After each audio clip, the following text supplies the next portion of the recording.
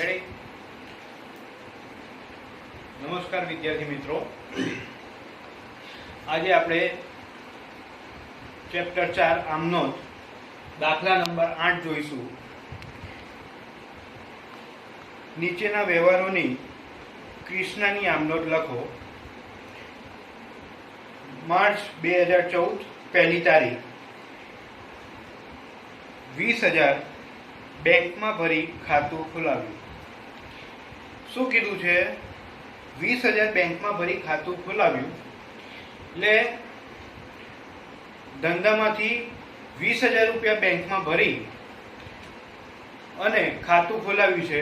એટલે બેંકમાં પૈસા રોકડા આપણે ભરીએ છીએ.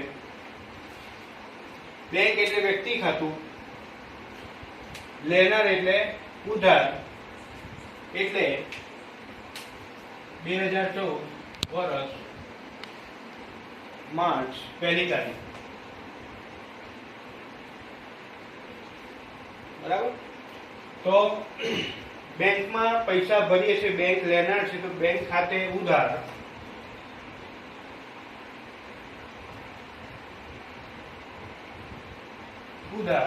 તે આપણે શું ભરીએ છીએ? રોકડ ભરીએ છીએ. ધંધામાંથી એટલી રોકડ જાય છે તો રોકડ ખાતે જમા. તે રોકડ ખાતે જમા. કેટલી રકમ છે? તો 20,000 રૂપિયા.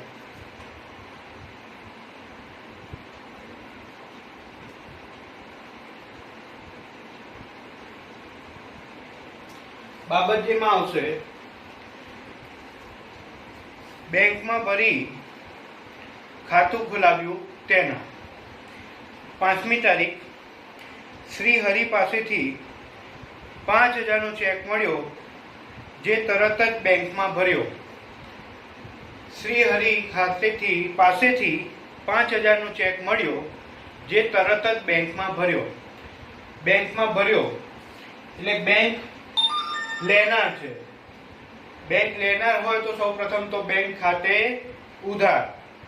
અને સામે કયું નામ છે? શ્રી હરિ.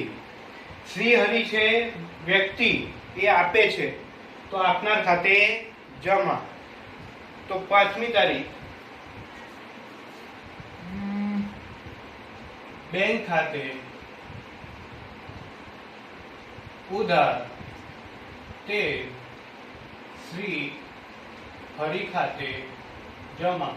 કેટલા પૈસા છે? તો છે 5,000.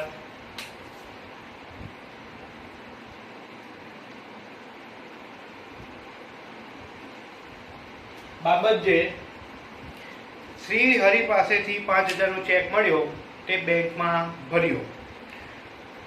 6ઠી તારીખ રમણલાલ પાસેથી ઉઘરાણી પેટે 2,000 નો ચેક મળ્યો. આપણે આમાં 2,000 નો ચેક રમણભાઈ પાસેથી મળ્યો છે. 2,000 નો ચેક રમણભાઈ પાસેથી મળ્યો છે, જે આપણે બેંકમાં ભર્યો છે. મળ્યો છે એટલે બેંક ખાતાને લગતો વ્યવહાર છે. તો બેંકમાં ભર્યો છે, મળ્યો છે અને બેંકમાં ભર્યો હશે તો બેંક લેનાર છે. તો પહેલા બેંક ખાતે ઉધાર. 6ઠી તારીખ બેંક ખાતે ઉધાર. કઈ વ્યક્તિનું નામ છે? રમણભાઈ. રમણભાઈ આપનાર છે, આપનાર ખાતે જમા. તે રમણભાઈ ખાતે 2,000 રૂપિયા. તે રમણભાઈ ખાતે જમા 2,000 રૂપિયા.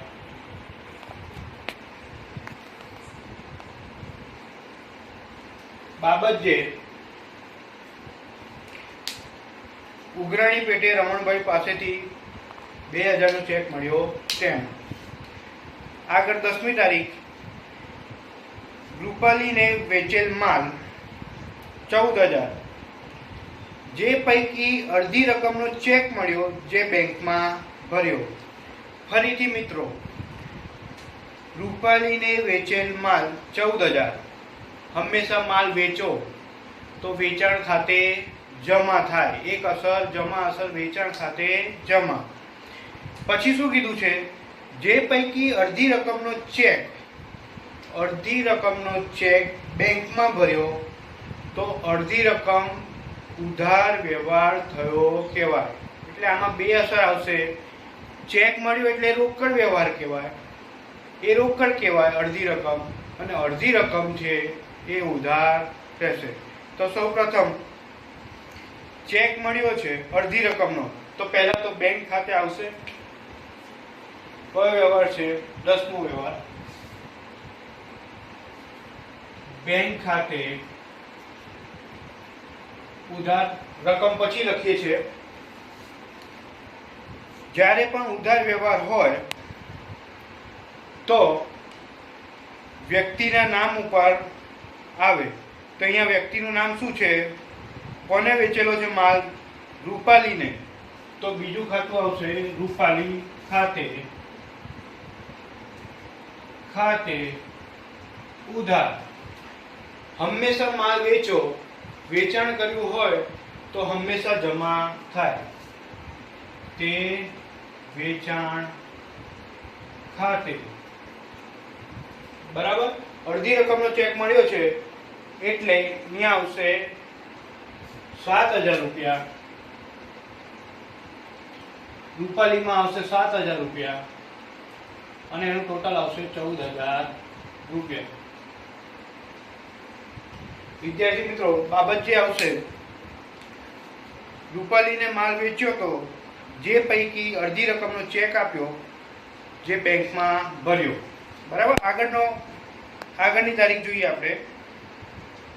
12 તારીખ. દીપકલામાંથી 10,000નો માલ ખરીદી અડધી રકમ ચેકથી ચૂકવી. વિદ્યાર્થી મિત્રો, ફરીથી દીપકલામાંથી 10,000નો માલ ખરીદી અડધી રકમનો ચેક ચૂકવ્યો. હંમેશા માલ ખરીદ્યો. શેની ખરીદી કરી છે? માલની ખરીદી કરી છે. માલની ખરીદી કરી હોય, માલ આવે તો ઉધાર. પણ શું આવે છે? માલ આવે છે. માલ આવે તો ખરીદ ખાતે ઉધાર, જેમાંથી આપણે અડધી રકમનો ચેક આપ્યો છે અને અડધી રકમનો ચેક આપ્યો છે અને અડધી રકમ જે છે ઉધાર છે. ઉધાર હોય તો એક નામ એ વ્યક્તિના નામે આવે. તો સૌ પ્રથમ તો ખરીદ ખાતે ઉધાર. 12 તારીખ. ખરીદ ખાતે ઉધાર. તે બેંક ખાતે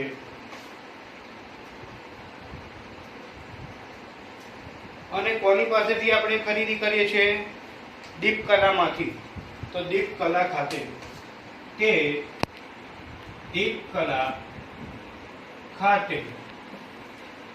અહીંયા ખરીદી કરી છે આપણે 10,000ની, એટલે અહીંયા આવશે 10,000 અને અડધી રકમનો ચેક ચૂક્યો છે એટલે 5,000 અહીંયા અને 5,000 દીપકલા ખાતે આવશે. બાબત જે મિત્રો, દીપકલામાંથી ખરીદી કરી અડધી રકમનો ચેક ચૂકવ્યો તેના. આગળ વ્યવહાર જોઈએ. 15 તારીખ. ઘર ખર્ચ માટે 400 અને ઓફિસ ખર્ચ માટે 800 બેંકમાંથી ઉપાડ્યા. વિદ્યાર્થી મિત્રો, ઘર ખર્ચ માટે 400. ઘર ખર્ચ એ ધંધા માટે છે નહીં. હંમેશા અંગત ખર્ચ માટે કોઈ પૈસા લઈ જાય તો તેને ઉપાડ કર્યો કહેવાય. એટલે ઉપાડ હંમેશા, આગળ બી વાત કરી હતી, ઉપાડ હંમેશા ઉધાર જ આવે. એટલે પહેલા તો ઉપાડ ખાતે ઉધાર. બીજી વસ્તુ, ઓફિસ ખર્ચ માટે 800 બેંકમાંથી ઉપાડ્યા છે. બેંકમાંથી ઉપાડીને ધંધામાં રોકડા મૂકેલા છે. તો ધંધામાં શું આવે છે? રોકડ આવે છે. રોકડ આવે તો ઉધાર. બરાબર. અને ક્યાંથી ઉપાડ્યા? તો બેંકમાંથી. બેંક છે આપનાર, તો આપનાર ખાતે જમા, એટલે બેંક ખાતે જમા આવશે. તો 15 તારીખ ઉપાડ ખાતે ઉધાર રોકડ ખાતે ઉધાર તે બેંક ખાતે જમા. કેટલા છે? ઘરખર્ચના 400 અને રોકડ ખાતે 800. 400 800 અહીંયા આવશે 1200. બાબત જેમાં ઘર ખર્ચ અને ઓફિસ ખર્ચ માટે બેંકમાંથી ઉપાડ્યા તેના. 18 તારીખ જીવન વીમા પ્રીમિયમ 300 તથા આગના વીમાનું પ્રીમિયમ 450 ચેકથી ચૂકવ્યું. વિદ્યાર્થી મિત્રો, જેવી રીતે આપણે આગળના દાખલામાં જોઈ ગયા એ પ્રમાણે જીવન વીમા પ્રીમિયમ એ ધંધાનું હોય નહીં, એ ધંધાના માલિકનું હોય.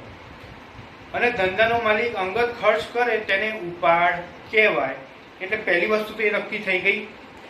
ઉપાડ ખાતે ઉધાર 300 રૂપિયા. પછી શું છે? આગના વીમા પ્રીમિયમ. આગનું વીમા પ્રીમિયમ ધંધામાં માલ પડ્યો હોય અને આગ લાગી જાય, એની સામે નુકસાન થતું એની સામે વળતર મેળવવા માટે આગનું વીમા પ્રીમિયમ ભરતો હોય ધંધાનો માલિક, તો એ ધંધાનો ખર્ચ કહેવાય. શું કહેવાય મિત્રો? આગનું વીમા પ્રીમિયમ ધંધાનો ખર્ચ કહેવાય. તો વીમા પ્રીમિયમ ખર્ચ ખાતે ઉધાર કેટલા આવશે? 450 રૂપિયા. તે શેમાંથી જાય છે? તે શેમાંથી જાય છે? બેંકમાંથી જાય છે. તો બેંક ખાતે જમા. 18 તારીખ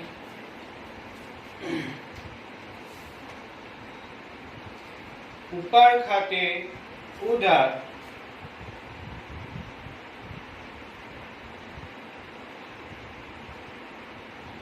જીવન વીમા પ્રીમિયમ ખાતે, એ ધંધાનો ખર્ચ છે. ખર્ચ છે એટલે ખર્ચ કે નુકસાન ખાતે ઉધાર. તે ક્યાંથી જાય છે? તે બેંકમાંથી જાય છે. બેંક આપનાર છે એટલે બેંક ખાતે જમા. કેટલી રકમ આવશે? જીવન વીમા પ્રીમિયમના 300 રૂપિયા, આગના વીમા પ્રીમિયમના 450 રૂપિયા, બંનેનો સરવાળો થાય 750 રૂપિયા. બાબત જે આવશે જીવન વીમા પ્રીમિયમ તથા આગનું પ્રીમિયમ ચેકથી ચૂકવ્યું તેના. 20મી તારીખ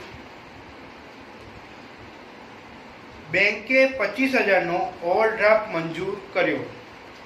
વિદ્યાર્થી મિત્રો, બેંકે 25,000 નો ઓવરડ્રાફ્ટ મંજૂર કર્યો છે. અહીંયા પૈસા આપ્યા, લીધા કે એવું કોઈ ઉલ્લેખ છે નહીં. એટલે અહીંયા જોતા તો એવું લાગે છે કે અહીંયા કોઈ પણ આર્થિક વ્યવહાર થતો નથી. અને જ્યારે આર્થિક વ્યવહાર થતો ના હોય ત્યારે આપણે બિન આર્થિક વ્યવહાર કરી નોંધ થશે નહીં, એ રીતે લખવામાં આવશે. 20 તારીખ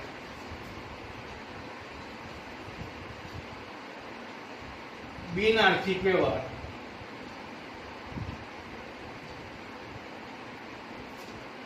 નોંધ થશે નહીં. વિદ્યાર્થી મિત્રો, જ્યારે પણ બિન આર્થિક વ્યવહાર હોય ત્યારે અહીંયા લખવું, ઉલ્લેખ કરવો ખૂબ જ જરૂરી છે, નહીંતર માર્ક કપાઈ જશે. આગળ 25 તારીખ બેંકે બેંક વ્યાજ 250 જમા કર્યું તથા બેંક ચાર્જીસના 100 ઉધારેલ છે. બેંક પહેલા તો આપણે એ જોઈ લઈએ, બેંક વ્યાજના 250 જમા કર્યું. હવે બેંક વ્યાજ ક્યાં જમા થયું હશે? તો બેંકમાં આવે તો ઉધાર, એટલે એક વ્યવહાર એવો થશે બેંકમાં, બેંક ખાતે ઉધાર. બીજું કે બેંક વ્યાજ આપણને મળે. બેંક વ્યાજ આપણને મળે તે શું કહેવાય? ધંધાની આવક કહેવાય.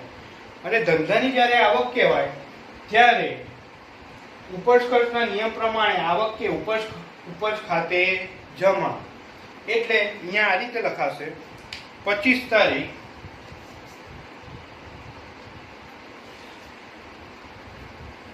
બેંક ખાતે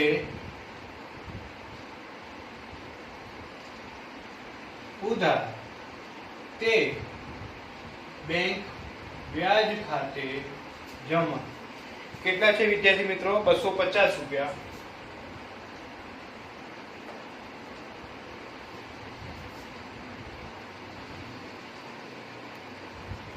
બીજું શું કીધું છે? એક જ તારીખે બે વ્યવહાર છે. બીજું કીધું છે બેંક ચાર્જીસના 100 ઉધારેલ છે. એટલે જ્યારે પણ આપણે બેંક આપણને સર્વિસ આપતી હોય તેના અમુક ચાર્જીસ લગાવે છે. ધારો કે આપણે SMS ચાર્જીસ, એટીએમ આપે તો એટીએમ ચાર્જીસ, એ પ્રમાણેનો ચાર્જીસ બેંક વસૂલ કરે છે. તો એ જે બેંક વસૂલ કરે તો એ શું કહેવાય? ધંધાનો ખર્ચ કહેવાય. શું કહેવાય? ધંધાનો ખર્ચ કહેવાય. તો ખર્ચ કે નુકસાન ખાતે ઉધાર. એટલે તારીખ આવશે 25 તારીખ જ. બેંક ચાર્જીસ ખાતે ઉધાર. તે શેમાં ક્યાંથી જાય છે વિદ્યાર્થી મિત્રો? બેંકમાંથી રોકડ જાય એટલે બેંક ચૂકવે છે, બેંક આપનાર છે, તેથી બેંક ખાતે જમા. કે બેંક ખાતે જમા કેટલા આવશે? 100 રૂપિયા.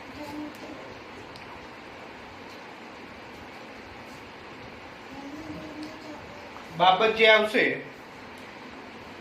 બેંક વ્યાજ જમા કર્યું તેના અને બેંક ચાર્જીસ ચૂકવ્યું તેના. 31 તારીખ માલિકના પુત્રના વિદેશ પ્રવાસ માટે 5000 નો ચેક ધંધામાંથી આપ્યો. પુત્ર તો ધંધાનો હોય નહીં, પુત્ર એના માલિકનો જ હોય. અને પુત્રની કોઈ પણ જાતની ફી ખર્ચે, કોલેજની ફી ખર્ચે કે વિદેશ જવા માટે પૈસા ખર્ચે તો એ પોતાનો અંગત ખર્ચ કહેવાય. અંગત ખર્ચ કહેવાય તો તેને શું કહેવાય? ઉપાડ કહેવાય. તો પહેલા તો ઉપાડ ખાતું હંમેશા ઉધાર આવે. એટલે ઉપાડ ખાતે ઉધાર તે શેમાંથી અપાય છે? ધંધાના બેંક એકાઉન્ટમાંથી અપાય છે. અને બેંક આપનાર છે તો આપનાર ખાતે જમા. એટલે અહીંયા ઉપાડ ખાતે ઉધાર ખાતે ઉધાર તે બેંક ખાતે જમા. કેટલા આપે છે? 5000.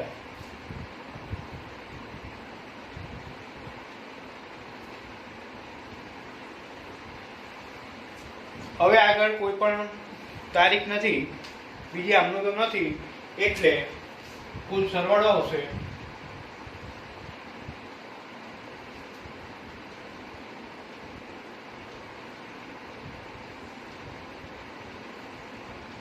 સરવાળો આવશે 58,300. અહીંયા આવશે 58,300. ઓકે, જય સ્વામી.